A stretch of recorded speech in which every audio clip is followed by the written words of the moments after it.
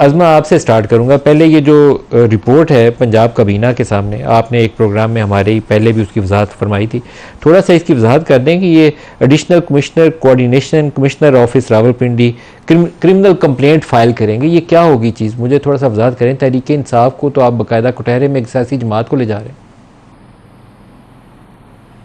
बिस्मिल्लाहिर्रहमानिर्रहीम, बहुत शुक्रिया मलिक साहब। देखिए, अगर तहरीक इंसाफ एक सियासी जमात होती और सियासी जमात की तरह बिहेव करती तो यकीनन ये कभी उनके साथ ना हो सकता था, ना होना चाहिए।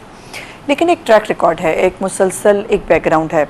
आप जब वो हुकूमत से निकाले गए उसके बाद से उन्होंने जो एक कैंपेन शुरू की, वो इदारों के ख़िलाफ़ बाकायदा ऑफिसर्स के नाम ले लेके फिर कहा मुझे जहर दे देंगे, फिर मुझे मार देंगे, और एक पूरी हाइप क्रिएट की। फिर उसके बाद जो है वो एक 25 मई का मशहूर ज़माना जो है वो एक इस्लामाबाद पे यलगार होती है, जिसके ऊपर हमारे मोअज़्ज़ज़ सुप्रीम कोर्ट के जजेस साहबान कहते हैं कि इमरान खान को नहीं मिला था, उनको इंफॉर्मेशन नहीं मिली थी कि हमने उनको कहा था कि वो यलगार करने के लिए ना आए, वो एक स्पेसिफाइड जगह पर जो है वो जलसा कर लें, तो वो भी उनको नहीं पता चला था। उसके बाद जो इस्लामाबाद में आग लगी, जब उनको इजाज़त मिली अंदर आने की, वो भी पूरे पाकिस्तान ने देखा। उसके बाद फिर 9 मई होता है, और 9 मई जो है वो तो खैर सबसे एक बड़ी बात है। लेकिन 9 मई के अलावा भी कभी IMF को खत लिखना हो कि पाकिस्तान को जो है वो कर्जा मत। अब आप PTI के खिलाफ क्या इक़दाम करने का इरादा रखते हैं, थोड़ी सी वजाहत कर दें। जी मैं आ रही हूँ जी, मैं उसी के ऊपर आ रही हूँ।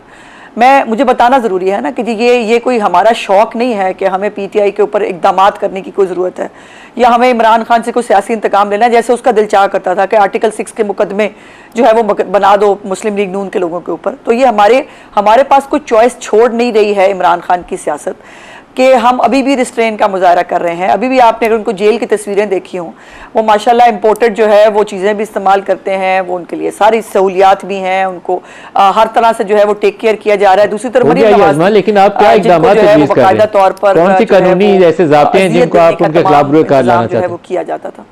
तो ये उसके बाद भी ये बाज नहीं आए। अब भी जब ये जेल में है तो एक कंप्लेंट जो आई थी, जो मैंने पहले भी गुजारिश की थी एक जर्नलिस्ट की तरफ से, जिसके अंदर कहा गया कि जिनका पैटर्न है कि ये 1971 की बात करते हैं। और ये मैं आपके प्रोग्राम में भी कई दफ़ा कह चुकी थी, जब इलेक्शन से पहले भी मैं कहती थी कि मुझे समझ नहीं आता ये बार बार 1971 को ग्लैमराइज किस चक्कर में करते हैं, क्या कहना क्या चाहते हैं, मतलब क्या है इस बात का।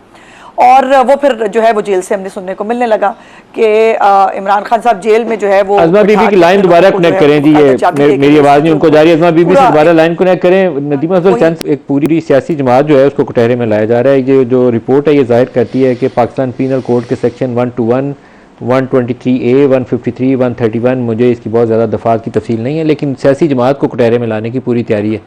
बिस्मिल्लाह। देखें नदीम भाई, पाकिस्तान की तारीख में 40 साल पीपल पार्टी को यही रगड़े लगते रहे। पीपल पार्टी के निशान चेंज किए गए, पाकिस्तान पीपल पार्टी पर पाबंदी लगी, भुट्टो साहब को शहीद किया गया, भुट्टो साहब को फांसी, फिर बीबी की शहादत, वर्करों कोड़ों को क्या हुआ, क्या पीपल पार्टी ख़त्म हो गई? मैं समझता हूँ पॉलिटिकल पार्टीज़ को पॉलिटिकल तरीके के साथ डील करना चाहिए। पॉलिटिकल पार्टीज़ के अंदर एलिमेंट होते हैं, ऐसे एलिमेंट भी होते हैं जो नॉन स्टेट एक्टर भी होते हैं, ऐसे एक्टिविस्ट भी होते हैं, जैसे 9 मई का वाक़या होगा या और वाक़यात होते हैं। लेकिन सारी पार्टी को ब्लेम करना या सारी पॉलिटिकल वर्कर्स को या सारी क्लास को, ये नाइंसाफ़ी होगी मेरी नज़र में, मेरी राय में तो ये है। अगर जमहूरियत में ऐसा नहीं होता तो पंजाब काबीना के सामने समरी और उसकी अप्रूवल में पंजाब काबीना वो बेहतर जवाब दे सकते हैं। उनकी स्पोक्स पर्सन बैठी हैं, वो बेहतर जवाब दे सकते हैं। मेरे से आपने राय पूछी है, मैं समझता हूँ कि किसी भी पॉलिटिकल पार्टी को कलेक्टिवली देखे, बड़े बड़े अच्छे लोग, बड़े बड़े दानिशवर, बड़े बड़े दिमाग होते हैं हर जमात में अच्छे लोग भी होते हैं, ऐसे लोग भी होते हैं जो कॉन्स्टिट्यूशन के साथ खड़े होते हैं, ऐसे लोग होते हैं जो सिर्फ इक़्तिदार के पुजारी होते हैं, ऐसे लोग भी होते हैं जो क़यादतों को ऐसे मशवरे भी देते हैं जो इदारों से लड़ाते भी हैं, ऐसे लोग भी होते हैं जो इदारों को जोड़ना चाहते हैं इस मुल्क को पार्लियामान की सुप्रीमेसी के लिए, अवाम की सुप्रीमेसी के लिए। लेकिन अगर आप इस डील करेंगे तो ये मुल्क की खिदमत नहीं है, ना ये सियासत की खिदमत है, ना ये जमहूरियत की खिदमत है, ना ये पार्लिमानी निज़ाम की खिदमत है। आपने सही जुमला इस्तेमाल किया कि नाइंसाफ़ी होगी। अज़मा बीबी से अगर लाइन दोबारा कनेक्ट हो गई हो तो अज़मा बीबी, आप अगर मुझे आपके बहुत तफसील से जवाब आ गया, लेकिन ये नहीं बताया आपने कि कौन से कानूनी इक़दाम आप तहरीक इंसाफ के खिलाफ करना चाह रही हैं। जी मैं गुजारिश कर देती हूँ, अगर आपने ये जो आई डोंट नो पूरा डॉक्यूमेंट आपके पास पहुँचा है कि नहीं, ये सजेस्ट किया गया, ये काबीना के सामने रखा गया कि इनके जो तमाम इकदाम हैं, जिस तरह की अंदर से जो है इंस्ट्रक्शंस मिल रही हैं और जो पाकिस्तान के ख़िलाफ़ कॉन्स्पिरेसी के मुतरादिफ हो रही हैं चीज़ें, इसके ऊपर एक्शन लेने की इजाज़त दी जाए। तो उसके ऊपर काबीना ने जो है वो ऑथराइज़ किया होम डिपार्टमेंट को कि वो इसको मज़ीद जो है वो देखे और इसके मुताबिक सजेस्ट करे कि किन इकदामात को जो है वो लिया जाना चाहिए। और ये बात 24 मई की है मलिक साहब। आज ये डॉक्यूमेंट जो है इसको जारी करके ये पूरा इंप्रेशन, सारा दिन मैं यही काम करती रही हूँ कि वो ये आज काबीना ने कोई मंजूरी दे दी। पहले तो मैं हैरान हुई, मैंने कहा भाई मैंने तो कोई सर्कुलेशन पे भी मंजूरी नहीं दी, कैबिनेट की भी मीटिंग नहीं हुई, कौन सा ये जो है वो चीज़ है। जब मैंने देखा तो वो 24 मई की जो है वो खबर है, जिसके ऊपर मैंने खुद जो है उसके ऊपर प्रेस ब्रीफिंग भी दी थी और आपके प्रोग्राम में भी गुफ्तगू की थी। तो अभी तक ऐसी जो होम डिपार्टमेंट की रिपोर्ट के कौन कौन सी दफात के तहत वो कौन कौन सा मुकदमा जो है वो कायम करना चाहते हैं, वो अभी पेंडिंग है। और जैसे ही कोई उनकी रिपोर्ट आएगी वो मैं इंशाल्लाह ज़रूर आपके साथ शेयर करूंगी। लेकिन चंद साहब ने बिल्कुल दुरुस्त कहा, उनके सलमान अकरम राजा साहब से इसका जवाब लें। सलमान अकरम राजा साहब, ये दफात भी इन्होंने लिखी है पीनल कोड की 121, 121A, 123A, 153, 131। आपका रद्द-ए-अमल क्या है इसके ऊपर? देखिए, जो ये करने का इरादा रखते हैं और अदा करे कि इरादा पाया तकमील तक ये खुद ना पहुंचाएं, इनको खुद समझ आ जाए, कोई ज़ीरक जी शऊर इनको ठीक साहिब मशवरा दे कि जहां ये हैं वहीं पे खड़े रहें और आगे कदम ना बढ़ाएं। चंद साहब से पूछ लें, चंद साहब इंतहाई ज़ीरक इंसान भी हैं और अच्छे इंसान भी हैं। जो बात उन्होंने की उसमें बहुत दानाई है। देखिए, आप जब भी किसी सियासी जमात के ख़िलाफ़ बगावत का इल्ज़ाम लगाते हैं तो एक आपकी ख्वाहिश होती है कि उसको सियासी अमल से बाहर किया जाए और कुछ नहीं होता। पाकिस्तान तहरीक इंसाफ तो पाकिस्तान की उन जमातों में से है जो बिल्कुल जो पाकिस्तानियत का तसव्वुर हमने 76 साल में पैदा किया है, वो अच्छा है या बुरा है, उसके साथ खड़ी हुई है। ये ना कोई इलाकाई जमात है, ना ये किसी नस्ल परस्ती की बुनियाद पर कायम जमात है, ना किसी फ़िरके की बुनियाद पर कायम जमात है। ये पाकिस्तान के तूलो अर्ज़ में फैले हुए पाकिस्तान के आम इंसानों पर मुश्तमिल एक जमात है। इसके तमाम नज़रियात वही हैं जो पाकिस्तान की, आप कह लीजिए, मेन स्ट्रीम जो हम स्कूलों कॉलेजों में जो निसाब पढ़ाते हैं उसके मुताबिक हैं। और बल्कि हमारी तो ये ख्वाहिश है कि इसमें अब हम एक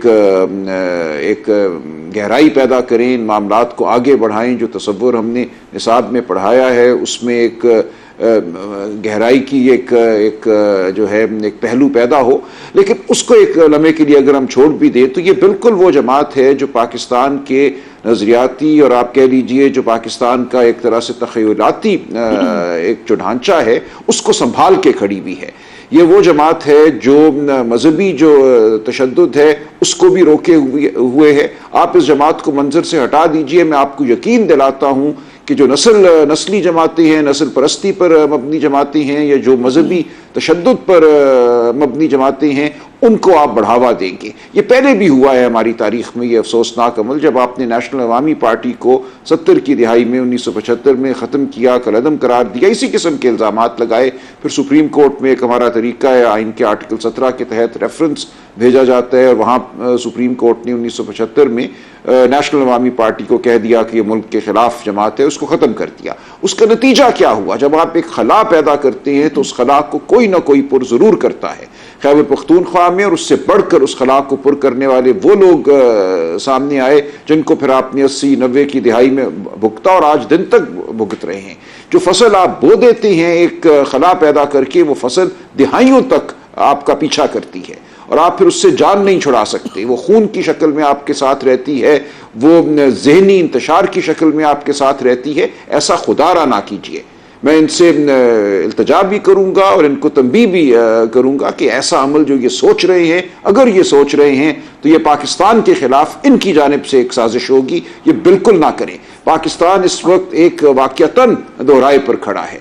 पाकिस्तान की एक बहुत बड़ी तादाद में आबादी जो यूथ पर मुश्तमिल है, जो 18 से 30 साल की उम्र का जो एक हिस्सा है उस पर मुश्तमिल है, वो ये चूरन नहीं मानेगी। उसके पास ज़राए भी हैं मालूमात हासिल करने के, खा वो सोशल मीडिया हो या दीगर ज़राए हों। आप नहीं उनके जहनों को बंद कर सकेंगे इस तरह की बात करके, वो नहीं मानेंगे आपकी ये बात। आप उस जमात को, उन लोगों को मत भड़काएं जो पहले ही डसे हुए हैं। जो 8 फरवरी को हुआ, आपने उसकी तरफ इशारा किया है, आपने उनकी राय को सल्ब किया है, उनकी सोच पर आपने हमला किया है। अब खुदारा उस सियासी जमात पर हमला ना कीजिए जो उनको थामे हुए हैं। ये लोग मुंतशर हो जाएंगे अगर आपने इस सियासी जमात पर हमला किया, या आपकी शायद आजकल की कोई छोटी मोटी सियासी फतह हो जाए, लेकिन आपको भी इसका कोई फायदा नहीं होगा। आपकी हुकूमत चंद माह चलेगी, शायद साल चल जाए, लेकिन इस दौरान में आप ऐसा कोई कदम ना उठाइए जो पाकिस्तान की तारीख के लिए, मैं समझता हूं, एक सानिया होगा।